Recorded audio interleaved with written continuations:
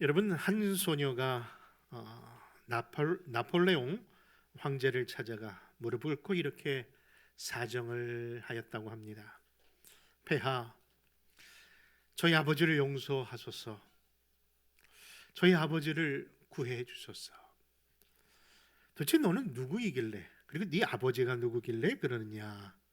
네, 저의 이름은 나욜라이며 내 아버지는 지금 사형 선고를 받고 감옥에 지금 갇힌 자입니다. 소녀여, 내가 너를 위해 아무것도 해줄 수가 없구나. 너희 아버지는 큰 반역죄를 범하였고 벌써 이번이 처음이 아니란다. 그때 그 소녀는 말합니다. 폐하, 알고 있습니다. 그러기에 제가 폐하에게 정의를 요구하는 것이 아니라 자비를 구하는 겁니다. 폐하, 저와 저희 아버지를 불쌍히 여겨주소서.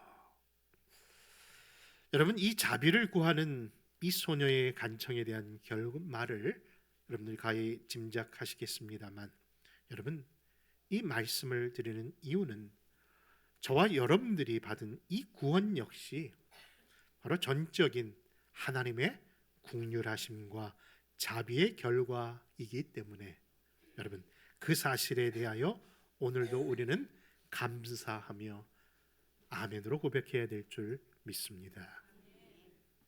여러분, 오 할레스비의 기도라는 책에 보면요, 우리의 기도가 왜 이렇게 어렵게 느껴지냐는 그 질문에 다음과 같은 이야기를 합니다. 그것은 기도 자체가 어려운 게 아니라 기도로 나아가는 너의 그 자세가 바로 하나님의 은혜와 자비라는 그 공로 때문에 이루어진다는 사실을 놓쳐버렸기 때문이라고 말합니다.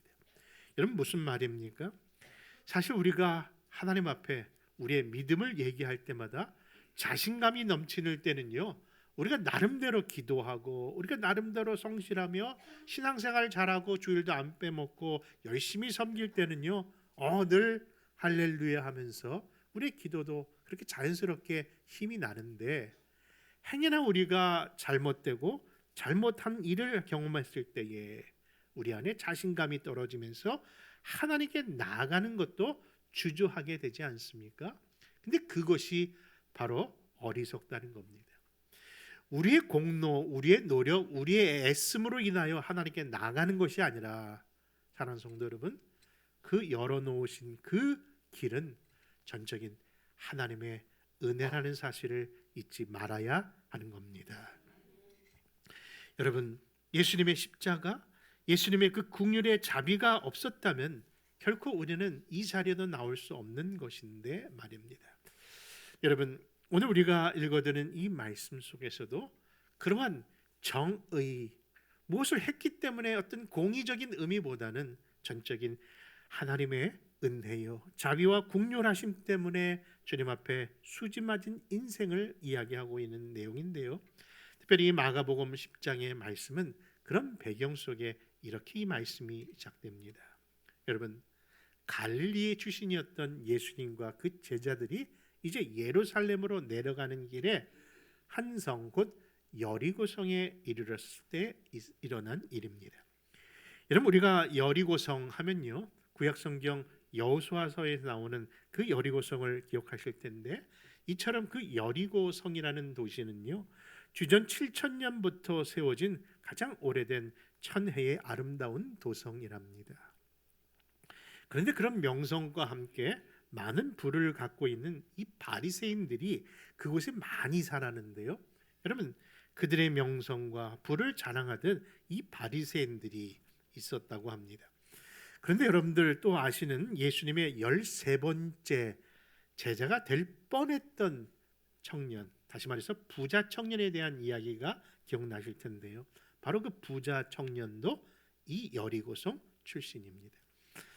또한 거하게 세금을 부과하면서 부자가 되었던 세리장 삭개오 역시 바로 이 여리고성 사람으로서 우리가 본다면요, 이 여리고가 어떤 곳인가를 감히 짐작할 수 있을 겁니다.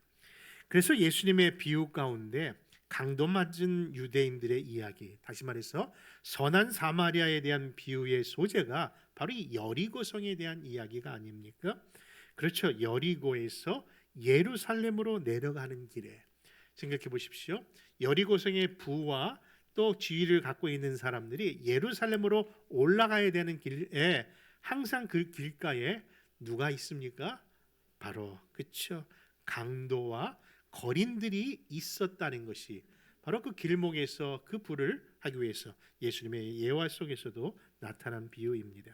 그런데 이것을 증명하듯이 오늘 이 여리고성 바깥에서 구걸하는 한 사람, 다시 말해서 바디메오에 대한 이야기가 오늘 말씀의 주된 내용입니다. 여러분, 바디메오, 우리가 바디메오라는 사람을 들어보셨을 터인데, 여러분 이 바디메오가 어떤 사람인가에 대해서는요, 공감복음이라고 하는 마태, 누가복음에도 잘 나타나 있습니다만은 특별히 우리가 지금 본문으로 삼고 있는 이 마가복음에서는요, 유난히 이 바디메오에 대한 내용이 아주 구체적으로 여러 가지로 소개하고 있답니다. 그 내용이 바로 오늘 본문 마가복음 10장 46절인데 우리 한번 찾아서 읽어보겠습니다. 시작. 그들이 여리고에 이르렀더니 예수께서 제자들과 허다한 무리와 함께 여리고에서 나아가실 때에 디메도의 아들인 맹인 거지 바디메오가 길가에 앉았다가, 여러분 읽으신 바와 같이 이 바디메오는 앞을 보지 못하는 뭐입니까? 맹인입니다. 이제는 교회에서도 소경 혹은 장님 이런 단어를 안 쓰기로 했습니다. 이제는 맹인이라는 표현합니다. 여러분들 그렇게 기억해 주십시오. 그리고 이 바디메오는 그냥 맹인일 뿐만 아니라 사람들에게 구걸하는 거지입니다. 근데 여러분 당시 거지가 많을진데 특별히 사도행전 3장에 보면요, 이 사도행전 3장에 나오는 거지는 성전 미문에 앉아 구걸을 하던 거린 아닙니까? 그런 것을 비교해 볼 때 이 바디메오는 성 안도 아니고 어디예요? 성 바깥에서, 그것도 길가에 앉아서 그렇게 구걸하던 사람이었다는 거 보면은 이 거지도 구분이 있더라는 것을 알 수 있습니다. 다시 말해서 이 바디메오는 그냥 거지가 아니라 거지 중에 무슨 거지? 어휴, 저 그거 어떻게 하시나? 여러분 정확히 본다면 상거지가 아니라 상그지입니다. 여러분 이 상거지라 이름할 수밖에 없는 그 인물인데요. 근데 놀라운 것은 이 상거지에게 이름이 주어졌습니다. 그 이름이 뭐라고요? 바디메오입니다. 여러분 정확하게 읽으셔야 돼요. 바디메오예요. 바가 무슨 뜻입니까? 바가요, 성이 밭이라는 의미가 아니라 바라는 것은 아들이란 뜻이거든요. 그래서 바디메오는 디메오의 아들이란 뜻이고요. 우리가 바요나 시모나 그러면은 시몬 베드로는 누구의 아들? 요한의 아들 시모나 했던 것처럼 바가 붙여지면요 바로 아들이라는 겁니다. 바돌로메, 돌로메의 아들이다, 뭐 그런 것이죠. 그런데 이 바디메오는요, 그 호칭도 사실 자신의 온전한 이름도 아니랍니다.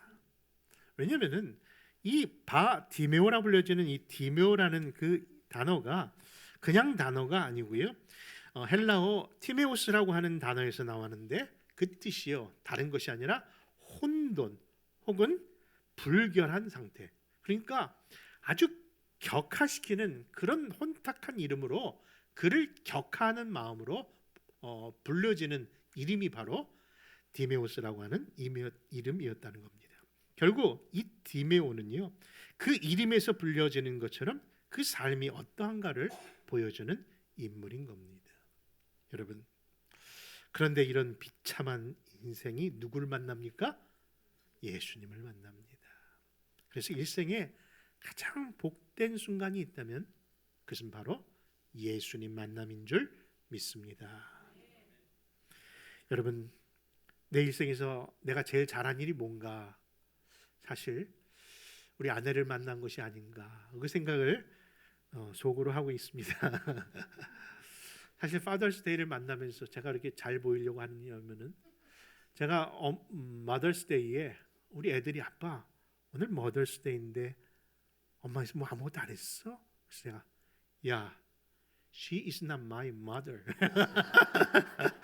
하고 왜 갑자기 그 얘기를 했는지 모르는데 오늘 파더스데이에 왜 이렇게 후회가 되는지 그래서 어떻게든 잘 보이려고 저희 최고의 만남은 좋은 아내를 만남이라고 표현하고 싶습니다만은 그러나 진짜 최고의 만남 그리고 내가 정말 잘한 일은 다른 것이 아니라 예수님 만남인 줄 믿습니다. 그렇습니다. 지금 부르셔도 상관없는 그 믿음을 우리에게 허락하셨다는 것. 그래서 그 하나님의 천국 백성이 되었다는 이 고백이야말로 얼마나 감사한 일일까요? 이러한 서론적 배경을 따라 오늘 내게 무엇을 하여 주기를 원하느냐는 제목으로 오늘도 몇 가지의 교훈을 나누겠습니다. 여러분 첫째, 우리 모두 먼저 그 나라와 그 일을 구하는 그런 복된 성도들 되시기를 바랍니다. 여러분 이미 예수님을 따르고 있었던 12 제자들은요 분명 예수님과 함께 공생의 시간을 3년 이상 버티고 또 그것을 누렸음에도 불구하고 아직도 그들은요 눈에는 장애가 없는 것 같지만은 그들이야말로 영적 그런 맹인이 아닌가 생각이 됩니다. 왜냐면요 이들은 예수님과 함께 갈릴리에서 예루살렘으로 갈릴리 출신이었던 예수님이나 그 제자들도 바로 예루살렘으로 올라가기 위해서 거쳐가는 그 3번의 여정 속에서 매번 이 여정을 하는 이유와 그 목적을 들었음에도 불구하고 그 의미를 깨닫지 못하고 있기 때문이랍니다. 여러분 그 말이 무엇이냐고요? 바로 마가복음 오늘 본문 10장 그 앞절에 나와 있는 내용이 그 말씀입니다. 이 말씀을 통해서 여전히 12 제자들은 눈이 있어도 영적 맹인임을 드러냅니다. 우리 한번 마가복음 10장 32절에서 34절 말씀 우리 한번 천천히 한번 읽겠습니다. 시작. 예루살렘으로 올라가는 길에 예수께서 그들 앞에 서서 가시는데 그들이 놀라고 따르는 자들은 두려워하더라.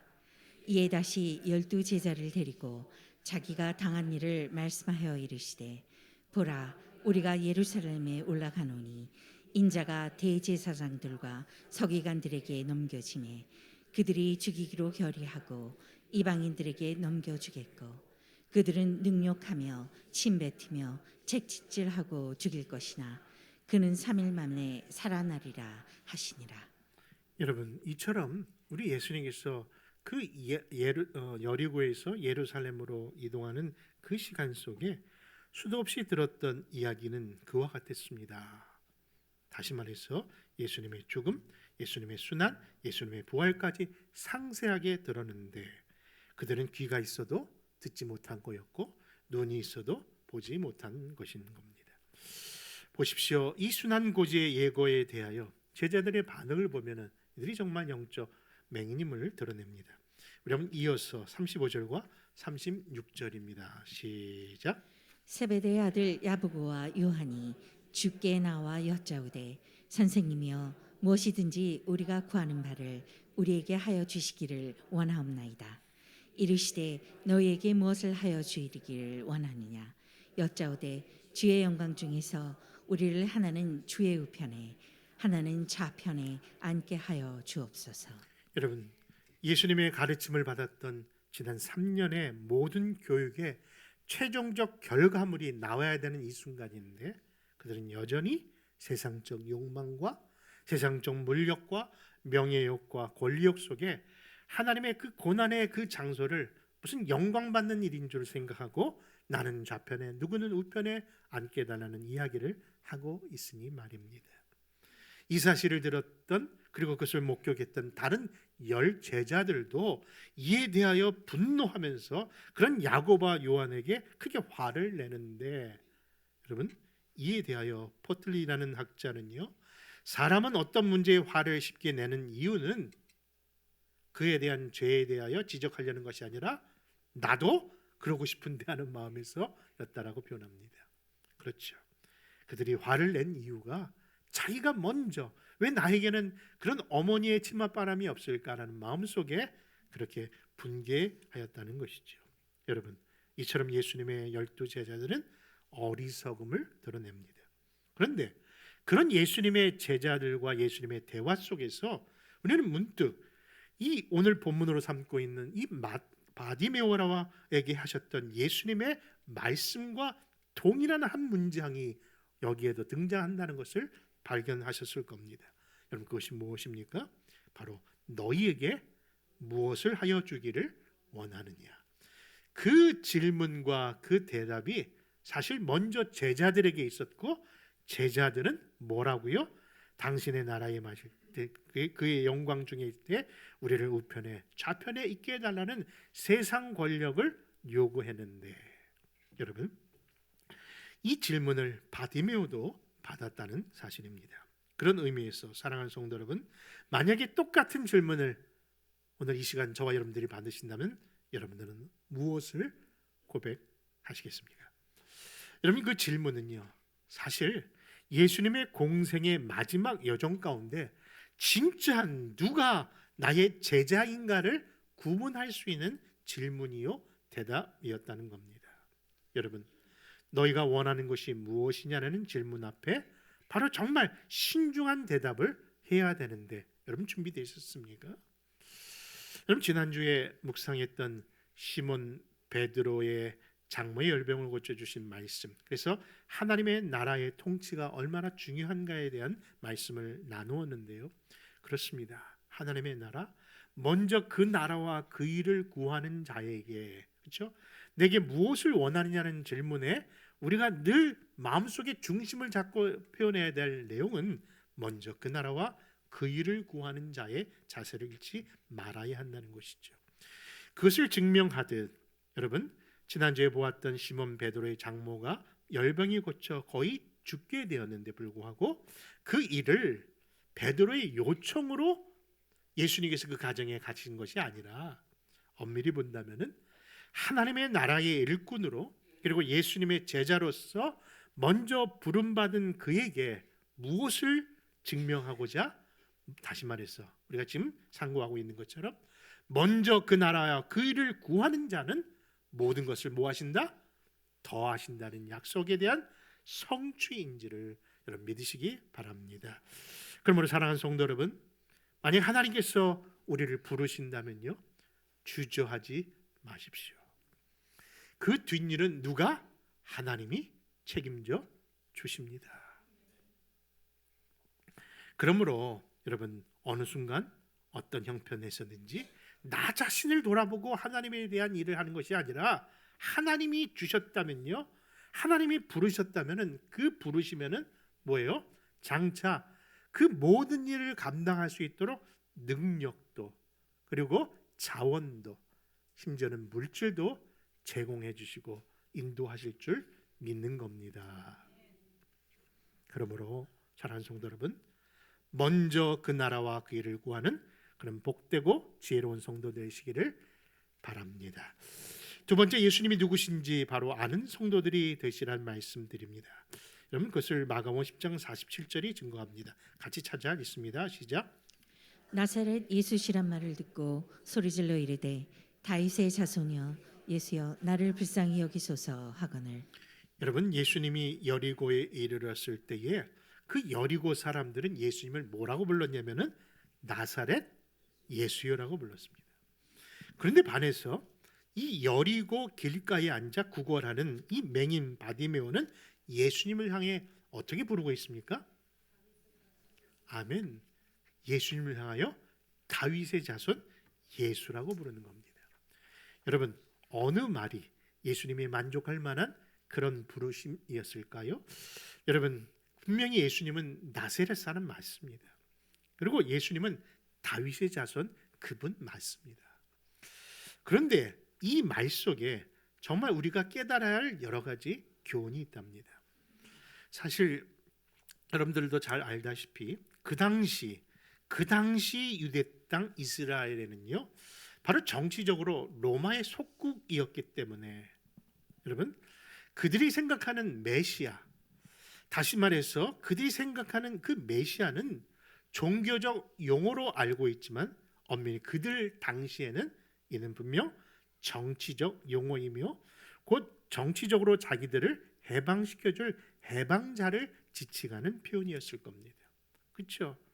그 당시에 자기들의 속박에서 구원할 자가 구약의 메시지에 나온 것처럼 다윗의 자손에서 온다는 것을 알았기 때문에 다윗의 자손이라는 것은 분명히 종교적 용어이고 그 말씀 단어이지만은 그들 속의 상황 속에서는 분명 정치적 해방자를 지칭하는 표현이었던 겁니다.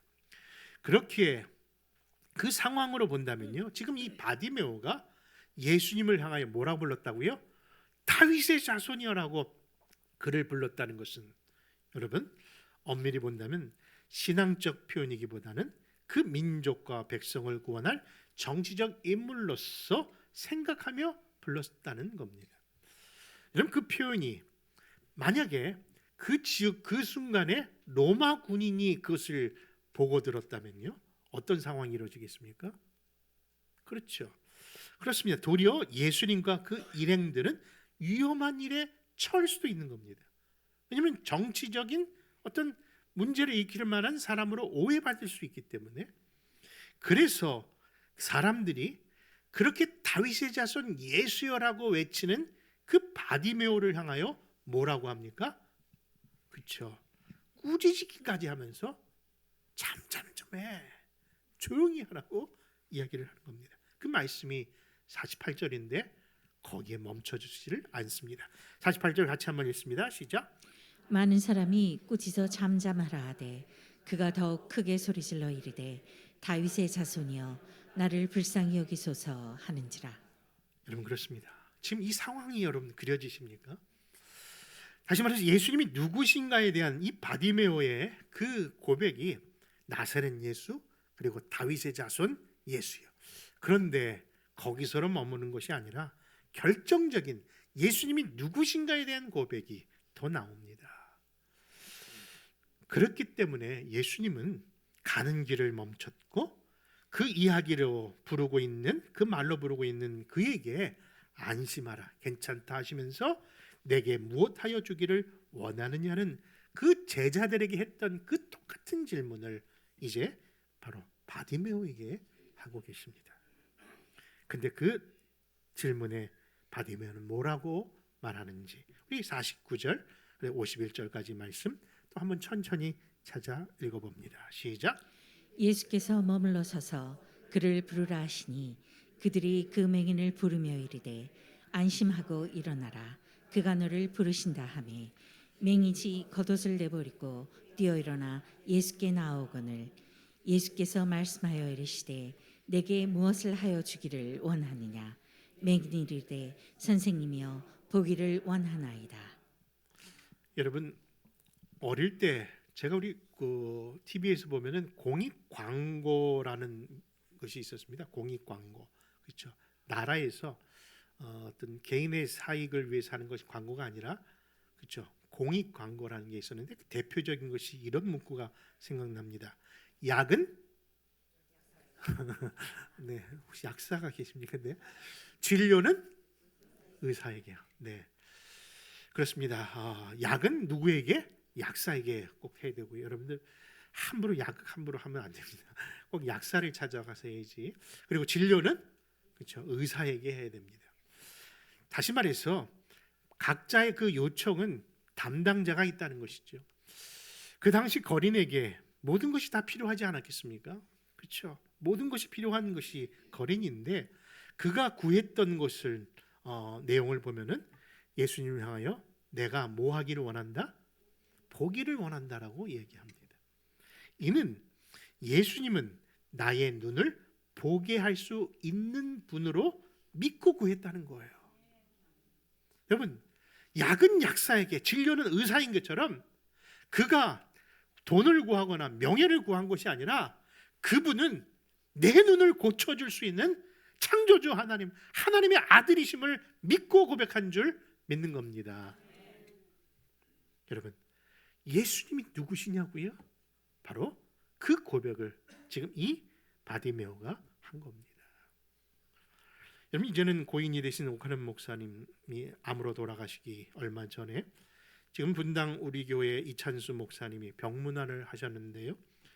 그때 목사님이 이찬수 목사님에게 우리 찬송하자 하면서 그 마지막 순간을 찬송으로 이렇게 하나님께 영광 돌리기를 원하면서 같이 불렀는데, 그때 불렀던 찬송이 다른 것이 아니라 예수님은 누구신가, 찬송가 96장을 이렇게 부르시면서 그 마지막에 그 찬송이 부르는데 서로에게 그 큰 힘과 용기가 되고, 그리고 이제 목회를 하고 해야 될 후임 목사에게, 그리고 후배 목사인 이찬수 목사님에게 다른 것이 아니라 바로 이것이 중요하다라는 의미에서 그 예수님은 누구신가를 찬양을 같이 불렀다는 얘기를 드린 적이 있습니다.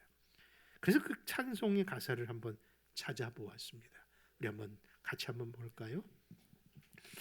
예수님은 누구신가?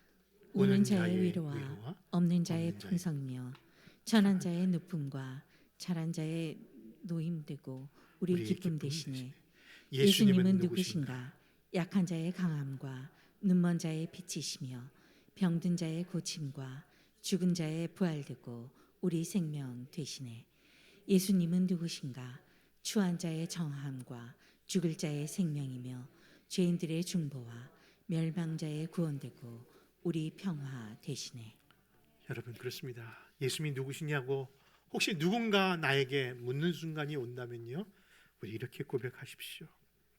예수님은 우리의 기쁨이요, 예수님은 우리의 생명이요, 우리의 평화요, 반드시 받을 영광입니다. 그런 예수님이 누구신가에 대한 바른 믿음의 신앙 고백자들이 다 되시기를 주 예수의 이름으로 축원합니다. 마지막 세 번째로 우리도 이제는 예수님을 따르는 제자들이 되어야 될 줄 믿습니다. 마가복음 10장 52절 같이 한번 찾아볼까요? 10장 52절입니다. 시작. 예수께서 이르시되 가라, 내 믿음이 너를 구원하였느니라 하시니 그가 곧 보게 되어 예수를 길에서 따르니라. 여러분, 마가복음에서 특별히 믿음을 칭찬한 경우가 세 번이 나오는데 그 중에 하나가 바로 이 바디메오이며, 이 바디메오가 세 번째이자 마지막 칭찬을 얻은 사람입니다. 근데 이 바디메오의 믿음의 특별한 점은 이미 우리가 상고하는 표현처럼 예수님이 누구신지에 대하여 바르게 아는 것에 머무르지 아니하고 그분을 따라가는 길에 서 나갔다는 겁니다. 그 점입니다. 사실 눈이 뜨이자 이 예수님은 이 바디메오에게 그동안 네가 얼마나 가고 싶은 곳이 많겠느냐, 얼마나 만나고 싶은 곳이 많겠느냐, 네가 얼마나 보고 싶은 곳이 많겠냐 하면서 한마디 하셨습니다. 뭐라고요? 가라. 그런데 갈 수 있는데도 불구하고 이 바디메오는 눈이 뜨이자마자 어디로요? 바로 예수님께로 가신 그 길을 따라가겠다는 헌신의 모습을 보이고 있는 겁니다. 그것이 바로 그가 구원받은 자임을 드러내는 믿음의 증거가 아니겠습니까? 여러분, 우리는 어떻습니까? 우리는 분명히 예수님을 믿고 예수님을 사랑하고 예수님 안에 구원받았다고 말은 하는데 예수님 따라가는 일에는 왜 이렇게 주저할까요? 이는 마치 가난한 자에게 너희 재산을 나눠주고 너도 나를 따르라 그렇게 부름받았던 부자 청년처럼 뭐가 많아서 가진 것이 많고 해야 할 일이 많고 그런 근심과 염려 때문에 그 초청에도 불응하고 결국 따르지 못했던 그 부르심이 바로 이제 이 바디메오에게는 즉각적인 순종으로 나타났다는 것을 보게 됩니다. 여러분, 다시 말해서 예수를 따르는 제자의 도가 무엇인지를 이야기하는 것이죠. 여러분, 예수님을 따르는 참 제자들이 되시기를 바랍니다. 여러분, 거지가 뭐냐고요? 거지란 소유가 없어서 거지가 아니라 나눌 마음이 없어서 거지예요. 엄밀히 본다면은 없어서가 아니라 나는 나눌 것이 없다고 생각하는 데서 문제가 되는 거예요. 여러분, 그래서 누구 말대로요, 거지 중에 가장 상거지의 이름의 표현이 달라 마리아라고 하는 것처럼 그냥 계속 달라고만 하는 것처럼 거지 근성이 있는 사람들은요. 네, 반응이 아직 이렇게 오는군요. 네, 여러분 우리 안에 이미 주셨는데 불구하고 그걸 움켜쥔 채 나누기보다는 그냥 자기 것만 생각하고 달라 하는 사람 막 달라 마리아라니까요. 여러분 사도행전 3장에 보면요, 성전 미문에 앉아 구걸하던 자에게 베드로와 요한이 한 말은 분명 예수를 따르는 제자의 삶이 어떠한 것인 것을 증명합니다. 그들도 내게 없다는 것을 얘기합니다. 네가 원하는 것은 없지만 내가 있는 것으로 너에게 주겠다. 여러분 그것을 통해서 자기의 신앙을 드러내더라고요. 여러분 그 말이 무엇인지 한번 들여보시렵니까? 베드로가 이르되 은과 금은 내게 없거니와. 그렇죠? 우리가 이 세상 자랑할 수 있는 은과 금은 없습니다. 그런데 우리 안에 확실한 거 하나 있습니다. 아멘. 아멘. 여러분 나사렛 예수 이름으로 일어나 걸으라. 이것을 내게 주노니 하면서 내게 있는 이것을 내게 주노니 나사렛 예수 그리스도 이름으로 일어나 걸으라고 말입니다. 여러분 우리에게는 은과 금은 없지만 내게 확실히 있는 예수님이라면요, 그것만으로도 나는 최고의 행복자임을 믿으신다면 다 같이 아멘으로 고백하십시다. 여러분 지난 금요일 저녁 우리 설교 때 드린 그 한 표현처럼요, 여러분 우리가 파게 나가면요, 이렇게 네이클로바 찾자고 막 그러지 않습니까? 그 찾기 쉽지 아니하는 네이클로바. 근데 그 네이클로바의 말의 꽃말의 뜻은 행운이라고 합니다. 말 그대로 럭키예요. 오, 이거 뭐 어쩌다 발견하는 거예요. 근데 그냥 사방에 있는 세이클로바는요, 그 말 뜻을 살펴보니까 행복이라고 합니다. 그러니까 우리가 찾기 쉽지 아니하는 행운을 따라가는 삶이 아니라 이미 우리에게 허락하신 행복이 있다는 것, 그것이 무엇일까요? 주님께서 우리에게 허락하신 예수 안에 누리는 이 모든 삶이 아닐까요? 여러분 비록 내가 억울하고 힘들고 또 그런 과정 속에 있다 할지라도 누가 계시기 때문에, 그렇죠, 주 안에 있는 자, 예수를 모신 자에게는 뭐가 없다? 딴 근심 없는 줄 믿습니다. 그러므로 여러분 그냥 막연하게 예수 믿는 자가 아니라 우리의 삶이 진정한 예수 믿는 자의 행복을 누려야 된다면 여러분 우리 안에 진정한 신앙적 고백과 주님을 따르는 삶이 나타나야 된다는 것을 생각해 보시면서 이제 우리도 참 행복자로서 주님 부르신 순간까지 2, 3 잘 감당하는 우리 교회와 가정과 성도들 되시기를 주 예수의 이름으로 축원합니다.